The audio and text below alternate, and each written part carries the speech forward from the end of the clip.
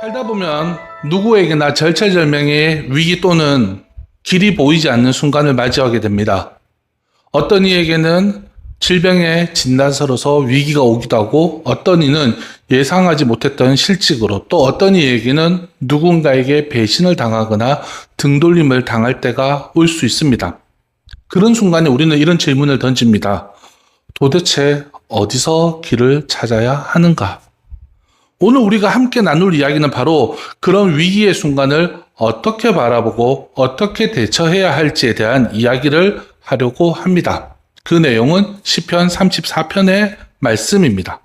시편 34편에서 다윗은 자신의 목숨이 경각에 달린 순간에도 가장 비참하고 굴욕적인 자리에서 깨닫게 된 삶의 지혜들을 말하고 있습니다. 시편 34편 표제부터 먼저 보겠습니다. 34편 처음에 이렇게 나와 있습니다. 다윗이 아비멜렉 앞에서 미친 채 하다가 쫓겨나서 지은 시. 아니, 다윗은 이스라엘 왕이지 않습니까? 영웅 같은 존재 아닙니까? 거인 골리앗을 맨손으로 쓰러뜨렸고 거의 모든 전쟁에서 나가서 승리했으며 이스라엘에서 가장 위대한 왕이 될 수 있는 가능성이 있는 존재였습니다. 그런데 그런 그가 지금 미친 척을 했다고 성경은 말하고 있습니다. 그 배경이 되는 성경 구절이 바로 사무엘상 21장 12절에서 13절까지 말씀입니다. 한번 읽어보겠습니다. 다윗이 이 말을 그의 마음에 두고 가드 왕 아기스를 심히 두려워하여 그들 앞에서 그의 행동을 변하여 미친 채하고 대문짝에 극적거리며 침을 수염에 흘리매. 여기는 아기스가 나오는데 우리 성경에는 아비멜렉이 나왔죠. 태조 이성계처럼 왕의 호가 아비멜렉이고 이름이 아기스입니다. 자, 당대의 영웅인 다윗이 어쩌다가 적국의 왕 앞에서 침을 흘리고 대문짝에 극적이며 굴욕적인 연기를 해야만 했을까요? 이 이야기의 배경은 사무엘상 21장으로 갈 수 있습니다. 당시 자신을 향한 사울 왕의 살이를 피해서 다윗은 도망을 다니게 됩니다. 이스라엘 어디를 가든 왕이 사울이었기 때문에 자신을 해할 수 있었습니다. 그래서 다른 나라로 도망을 가게 됩니다. 그 도망간 곳이 바로 가드라는 지역이었습니다. 근데 이 가드가 어느 곳이냐? 골리앗의 고향이었습니다. 당연하게도 다윗의 정체는 금세 탄로났고 아기스 앞으로 끌려가게 됩니다. 다윗에게 있어서 유일한 탈출구는 미친 사람의 행사하는 것 뿐이었습니다. 그렇게 미친 사람의 행세를 했더니 아기스가 이렇게 말합니다. 아니, 저 사람이 미치광이 아니냐? 왜 데려왔냐? 내가 미치광이가 없어서 내 앞에 데려왔냐? 내 집 앞에 들이지도 마라! 라고 분노합니다. 그래서 다윗은 그 자리를 피해서 가드를 떠나 아둘람 동굴로 피신하게 됩니다. 이런 끔찍하고 이런 수치스러운 경험을 한 직후에 차가운 동굴 바닥에 앉아서 살았다. 그런 안도감도 들었고 또 그 모든 것을 넘어선 다윗 안에는 새로운 깊은 깨달음을 얻게 되었습니다. 그 깨달음을 기록한 것이 바로 시편 34편입니다. 자, 그렇다면 다윗은 이 극한의 위기 속에서 어떤 교훈을 얻었을까요? 다윗이 얻었던 4가지 교훈을 살펴보겠습니다. 첫 번째는 찬송, 두 번째는 간구, 세 번째는 경외, 네 번째는 신뢰였습니다. 그래서 오늘은 다윗이 말하는 이 4가지 삶의 지혜에 대해서 우리가 하나씩 살펴보고 또 깨달아서 우리 역시 위기의 순간에 이 방법을 통하여서 이기는 삶이 될 수 있기를 간절히 소망합니다. 자, 첫 번째 이야기입니다. 첫 번째는 찬양입니다. 다윗이 가드에서 탈출한 직후에 그의 첫 번째 반응이 무엇인지 아십니까? 우리라면 살았다. 그런 안도감이 들을 수 있는 사람이 있고 또 쫓아오면 어떡하지? 라는 두려움에 빠질 수 있는 사람도 있을 겁니다. 그런데 다윗의 반응은 그 둘이 아니었습니다. 전혀 새로운 반응을 보입니다. 그는 찬양하는 모습을 보였던 것입니다. 오늘 말씀 시편 34편 1절 말씀을 읽어보겠습니다.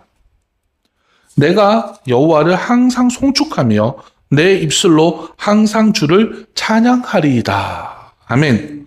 이건 놀라운 반응입니다.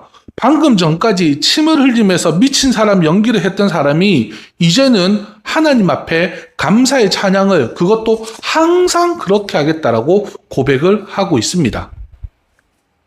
여러분, 찬양은 좋은 상황에서만 나오는 자연스러운 반응이 아니라 최악의 상황에서도 하나님의 선하심을 선택하는 믿음의 행동이 될 수 있습니다. 다윗은 자신의 기지나 자신의 연기력으로 이 위기를 벗어날 수 있었다라고 말하지 않습니다. 오직 다윗의 시선은 하나님께만 고정되어져 있었던 겁니다. 그래서 시편 34편에 여호와라는 단어가 몇 번 나온지 아십니까?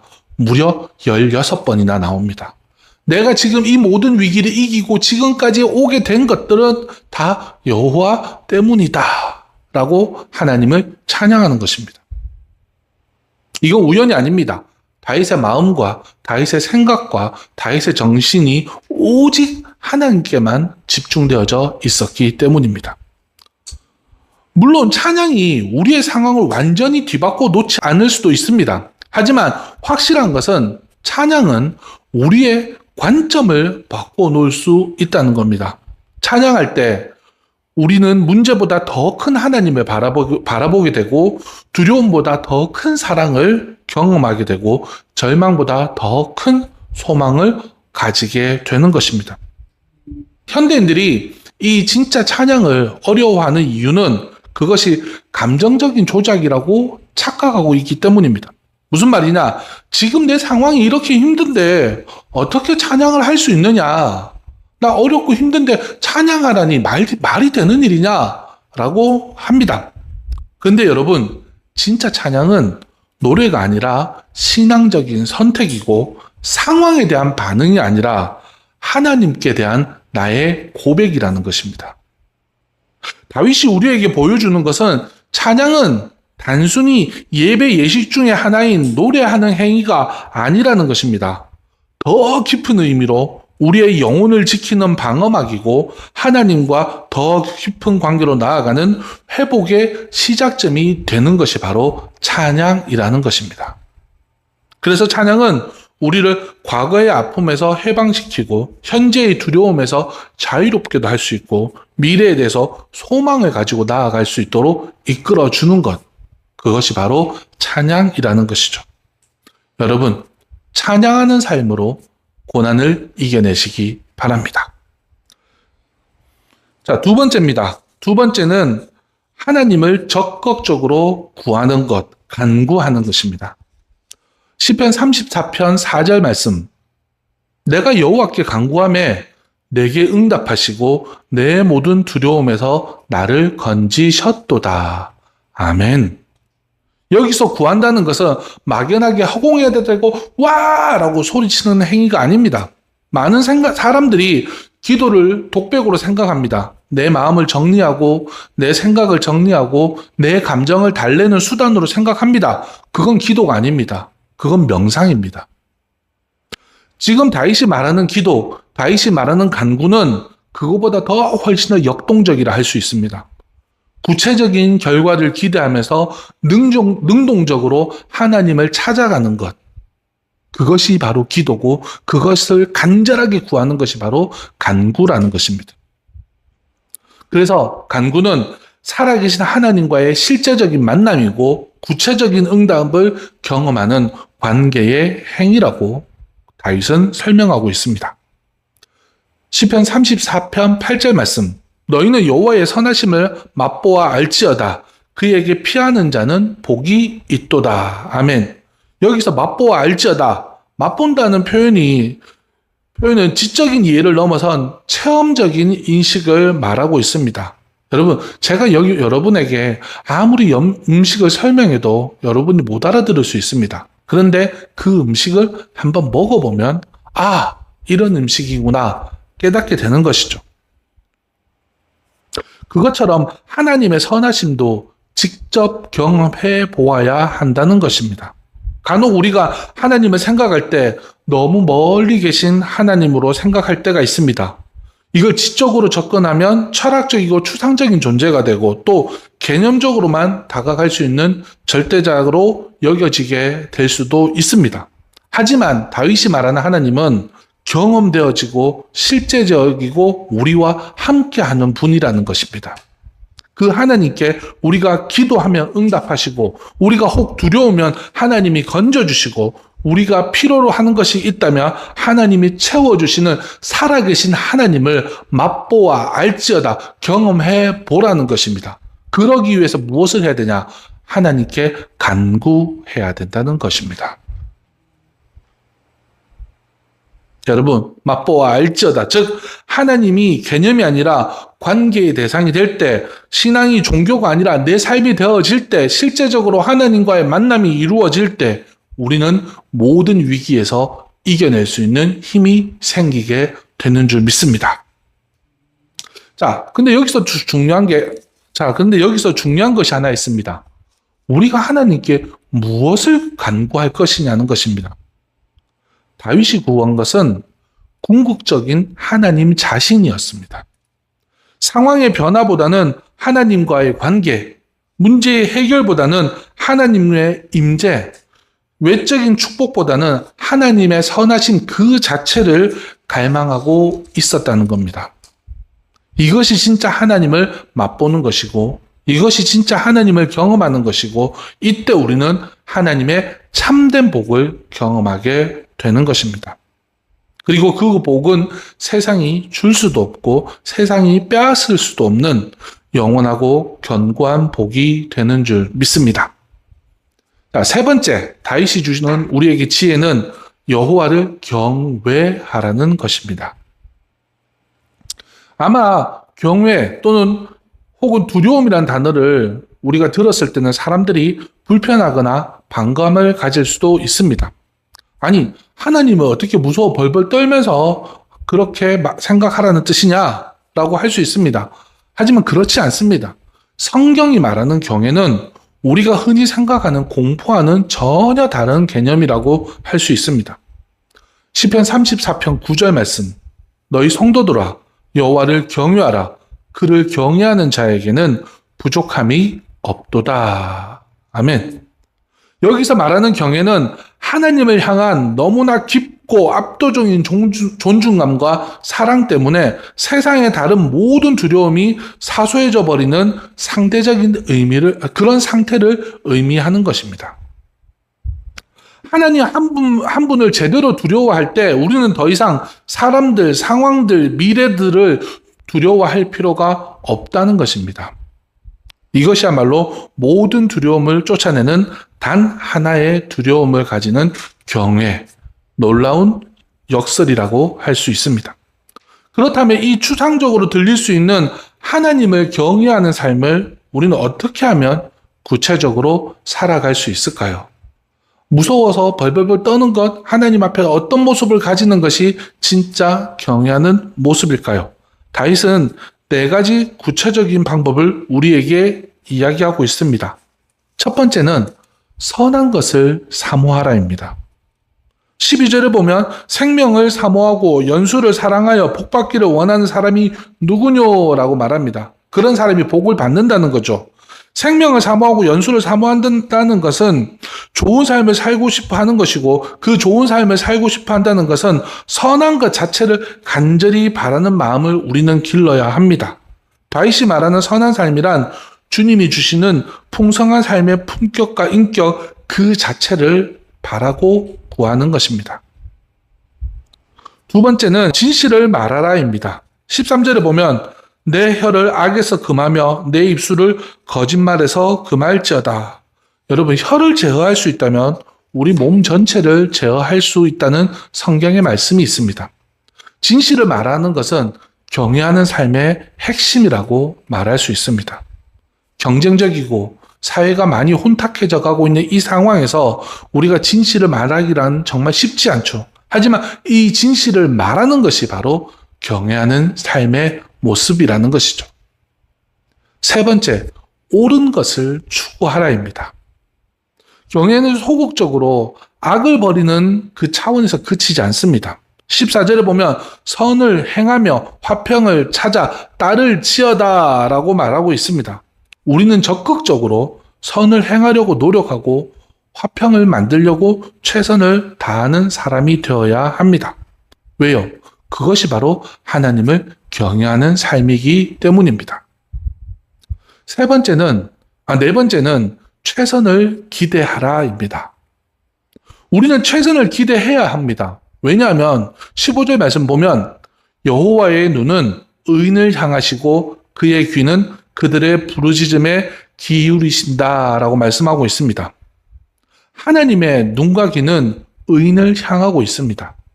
그래서 우리는 하나님이 나의 모든 것을 지켜보고 계시다는 것을 알고 그분이 우리 삶에 최선의 결과를 가져오실 것이라는 믿음을 가지고 살아야 한다는 것입니다. 이 믿음이 있을 때 우리는 두려움 없이 담대하게 하나님을 경외하는 삶으로 나아갈 수 있다는 겁니다. 물론 이러한 삶이 우리를 모든 고난으로부터 완전히 막아주는 방패가 되는 것은 아닙니다. 하지만 이것은 어떤 고난이 닥쳐와도 흔들리지 않고 그것을 견뎌낼 수 있는 견고한 영적인 토대가 되어질 수 있다는 것입니다. 여러분, 하나님을 경외하는 삶으로 모든 두려움을 이겨내시기 바랍니다. 네 번째는 신뢰입니다. 여호와를 신뢰하라. 어쩌면 이것이 가장 현실적이고 중요한 교훈일지 모릅니다. 왜냐하면 이 말씀은 믿음이 없어도 고난이 찾아온다는 불편한 진실을 회피하지 않고 정면으로 마주하고 있기 때문입니다. 이 점을 우리는 분명히 해야 합니다. 시편 34편은 우리에게 고난이 전혀 없는 삶을 약속하지 않습니다. 오히려 반대입니다. 성경 볼까요? 34편 19절 말씀. 의인은 고난이 많으나 여호와께서 그의 모든 고난에서 건지시는 도다. 아멘. 보십시오. 의인은 고난이 없다가 아니라 고난이 많다라고 말합니다. 하나님이 시편을 통해 그리고 다윗을 통해 우리에게 약속하시는 것은 고난 면제권이 아니라 회복력에 대한 약속입니다. 오늘 말씀의 제목이 무엇입니까? 하나님의 약속은 우리의 회복입니다. 하나님은 우리가 고난을 통과하는 모든 순간에도 우리와 바로 옆에 계셔서 우리와 함께 하시고 우리가 그 모든 고난을 견디게 하시고 그 과정을 통해 우리와 다른 이들에게 그들을 위한 복으로 바꾸실 것을 약속하고 있다는 겁니다. 이것을 믿고 하나님을 신뢰하며 나아가기를 간절히 소망합니다. 하나님을 신뢰하는 모습, 그 모습을 위해서 우리가 해야 될 일은 여러분, 첫 번째는 좌절감을 버려야 합니다. 어떤 경우든 이 좌절의 상황을 온전히 하나님께 맡겨야 합니다. 두 번째는 내 감정도 주님께 맡겨야 됩니다. 우리의 마음과 영혼이 깨어졌을 때 바로 그때가 하나님이 가장 가까이 계신 때입니다. 그 모든 것들을 주님께 맡겨버리십시오. 세 번째는 원수들조차도 주님께 맡겨야 합니다. 복수는 우리의 몫이 아닙니다. 우리를 미워하고 대적하는 자들에게 대한 심판을 온전히 하나님께 맡기는 것이 바로 참된 신뢰입니다. 하나님 말씀하시죠. 이것까지 맡길 수 있겠어? 네. 네 번째는 실패도 주님께 맡기십시오. 우리의 모든 실패마저도 하나님의 은혜 아래에 있음을 믿고 그분을 신뢰하며 나아가는 것입니다. 주님은 우리를 분명 고난에서 이기게 하시고 회복을 시키셔서 우리로 하여금 의인의 길로 복의 길로 갈 수 있도록 인도해 주실 줄 믿습니다. 하나님을 신뢰하는 의인의 삶은 악인과는 최종 목적지가 다릅니다. 악인은 자신의 악으로 인해 정죄받고 황폐하게 되겠지만 하나님을 신뢰하는 의인은 영원한 속량을 얻게 된다고 성경은 말하고 있습니다. 여러분, 하나님을 끝까지 신뢰합시다. 그분은 우리를 인도해 주실 줄 믿습니다. 자, 말씀 마무리하겠습니다. 다윗이 아비멜렉 앞에서 미친 척을 해야 했던 그 굴욕적인 순간이 지금 우리에게 보석과 같이 위로가 되는 34편 말씀의 탄생 배경이 되었습니다. 다윗의 가장 비참한 경험이 수많은 사람들에게 지금 위로와 소망을 줄 수 있는 메시지가 된 것이죠. 이것이 바로 하나님이 일하시는 방식 중에 하나입니다. 우리의 고난도 마찬가지가 아닐까요?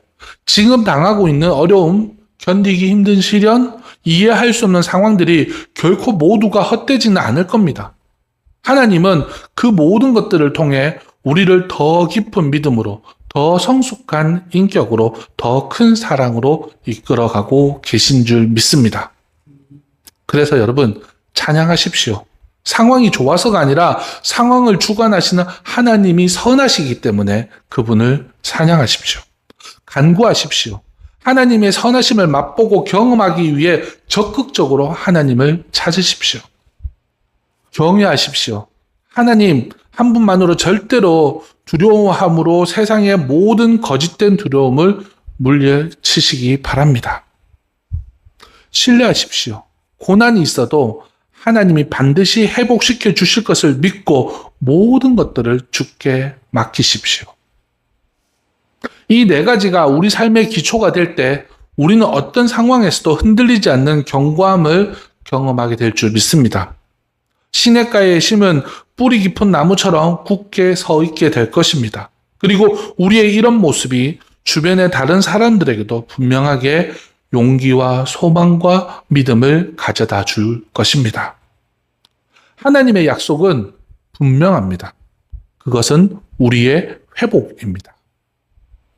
고난이 없는 삶이 아니라 고난을 통과하여 더욱 아름다워지는 삶을 말하고 있습니다. 실패하지 않는 것이 아니라 실패해도 다시 일어날 수 있는 삶을 이야기하고 있습니다. 문제가 없는 것이 아니라 문제 속에서도 평안을 누릴 수 있는 삶을 말씀하고 있는 것이죠. 이 약속을 붙잡으십시오. 그리고 이 약속 위에 여러분의 삶을 세워 가십시오. 그때 여러분은 다윗과 같은 고백을 하게 될 것입니다. 다윗은 이렇게 고백했습니다. 시편 34편 1절 말씀. 내가 여호와를 항상 송축하며 내 입술로 항상 주를 찬양하리이다.